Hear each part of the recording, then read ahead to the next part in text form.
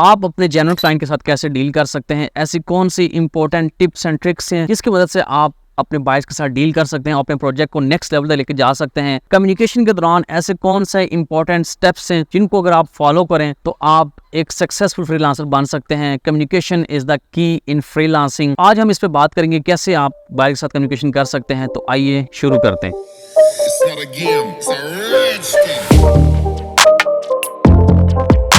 ये तो सबसे पहले इंपॉर्टेंट चीज़ हमने देखनी है कि जब भी कोई क्लाइंट आपको मैसेज करे आपके इनबॉक्स में, जो भी प्लेटफॉर्म हो, फाइवर है, अपवर्क है, फ्रीलांसर है, guru.com है, तो सबसे पहले आप क्लाइंट के इनिशियल मैसेज को समझें। इनिशियल मैसेज में जो जेन्युइन क्लाइंट होगा वो हमेशा एक क्यूरी लेके आएगा आपके पास, एक प्रोजेक्ट लेके आएगा कि हमें ये प्रोजेक्ट चाहिए या हमें इस प्रोजेक्ट के लिए ये चीज़ डिज़ाइन करवानी है, फ्लायर चाहिए या ब्रोचर चाहिए या बिजनेस कार्ड चाहिए। तो सबसे पहले आपने इनिशियल मैसेज के ऊपर फोकस करना है कि क्लाइंट्स की रिक्वायरमेंट्स क्या हैं।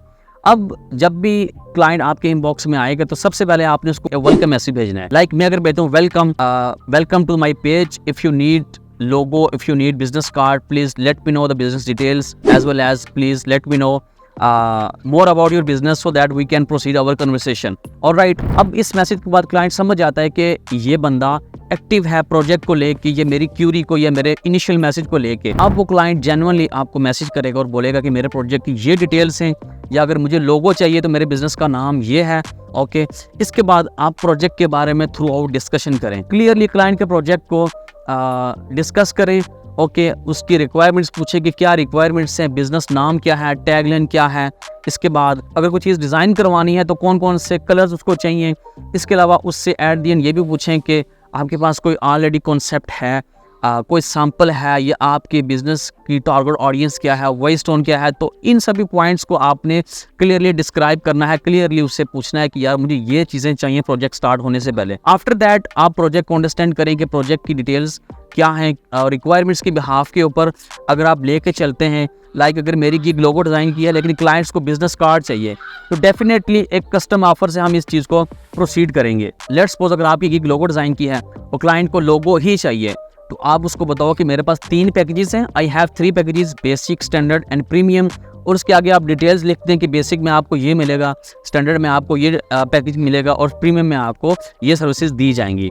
अब यहाँ पे एक इम्पॉर्टेंट टिप मैं ऐड करूँगा, वो ये जो मैं पर्सनली भी यूज़ करता हूँ कि मैं क्लाइंट को एक चौथा पैकेज भी देता हूँ, वो है कस्टम पैकेज। मिसाल के तौर पे मेरा एक पैकेज है $5 का, दूसरा है 25 का, तीसरा है 50 का। अब जब मैं उसको मैसेज करूँगा मैं उसमें एक चीज़ ऐड करूँगा, आई हैव 4 पैकेजेस। 3 तो पैकेजेस हो गए जो आपने गिग पे लिस्ट किए, लेकिन चौथा पैकेज आपका होगा कस्टम पैकेज।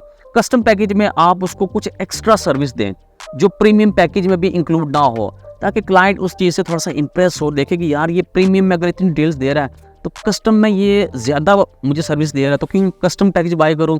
तो एज अ रिजल्ट क्या हो सकता है कि आप अपने प्रोजेक्ट को, लाइक अगर $50 का प्रोजेक्ट तो कस्टम ऑफर से आप उसको $150, $200 या इवन के $5 तक लेके जा सकते हैं। राइट, अब ये तो हो गया पैकेजेस के बारे में डिस्कस करना, प्राइसिंग के बारे में डिस्कस करना।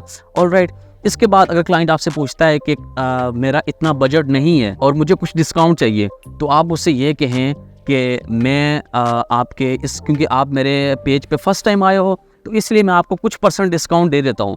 एज अ रिजल्ट क्या होगा, ये चीज़ आपको फीडबैक में बहुत ज़्यादा हेल्प करेगी। ओके, क्लाइंट आपको रिकमेंड भी करेगा, एज अ फ्रेंड भी करेगा, recommend as a friend, recommend as a communication, आपको उस पर भी 5 स्टार देगा। ऑलराइट, अब लेट्स सपोज आपने क्लाइंट के साथ डिस्काउंट कर लिया, प्रोजेक्ट अंडरस्टैंड कर लिया, आप उसको कस्टम ऑफर भेजते हैं। कस्टम ऑफर भेजने के बाद क्लाइंट्स ऑफर एक्सेप्ट करता है और आपको ऑर्डर प्लेस कर देता है। ऑर्डर प्लेस करने के बाद आपने ये कोशिश करनी है क्लाइंट के साथ अपडेट रहना है। आप साथ साथ उसको प्रोजेक्ट की अपडेट देते रहें कि मैं आपके प्रोजेक्ट पे काम कर रहा हूँ। लेट्स सपोज अगर आप एक दिन में प्रोजेक्ट उठा रहे हो, एक दिन का टाइम ड्यूरेशन है, तो आप उसको दिन में 3-4 बार या 2 बार कम से कम अपडेट करो कि मैं आपके प्रोजेक्ट के ऊपर काम कर रहा हूँ, जस्ट फाइनल टचेस हैं, देन मैं उसके बाद प्रोजेक्ट डिलीवर करूंगा। इससे क्लाइंट मजीद खुश होगा कि वाकई में ये बंदा मेरे साथ इन टच में है, कनेक्शन में है। यकीन करें फ्रीलांसिंग में कनेक्शन बहुत ज्यादा मैटर करता है। जब तक आप कनेक्शन में नहीं होते तो क्लाइंट समझते हैं कि यार इसने मुझे सुबह ऑर्डर लिया और इसने मुझे पूरा दिन मुकम्मल होने के बाद जाके इसने मुझे अपडेट दी, और क्लाइंट को भी इस तरह ये चीज़ डाउट में होती है, क्योंकि न्यू क्लाइंट्स होते हैं तो उनको भी ये चीज़ लगता है कि यार ये बंदा मुझे जब तक अपडेट नहीं देता तब तक मैं इस चीज़ से सेटिस्फाई नहीं हूँ, या उनके दिमाग में भी ये चीज़ होती है कि यार कि मैंने एक सर्विस बाय की है तो इस सर्विस की मुझे ट्रैकिंग तो मिलनी चाहिए, मुझे अपडेट तो मिलनी चाहिए। तो आपने उसको साथ साथ कीप अपडेटेड रखना है। ऑलराइट। और जब प्रोजेक्ट आप डिलीवर कर दो और उसको आप एक मैसेज करें कि I have delivered your project, please check the delivery and let me know which one concept, which one design you like the most. After that वो आपको ऑर्डर चैट पे मैसेज करेगा, बताएगा मुझे ये कॉन्सेप्ट पसंद आया। जब उसके कॉन्सेप्ट पसंद आने के बाद आप उसको ये मैसेज करें, okay I got it and let me deliver all the final files. आप उसको फाइनल फाइल्स पे डिलीवर करें। ओके, ये थ्रू आउट समझ लें कि सारा प्रोसेस था क्लाइंट से डील करने का, ऑर्डर लेने का, इसके साथ ऑर्डर चैट में डील करने का। आई होप कि आपको मेरी आज की वीडियो पसंद आई है। अगर पसंद आई वीडियो को लाइक कर लें, मेरे चैनल पे न्यू है चैनल को सब्सक्राइब कर लें। मिलते हैं नेक्स्ट वीडियो में, तब तक के लिए अल्लाह हाफिज।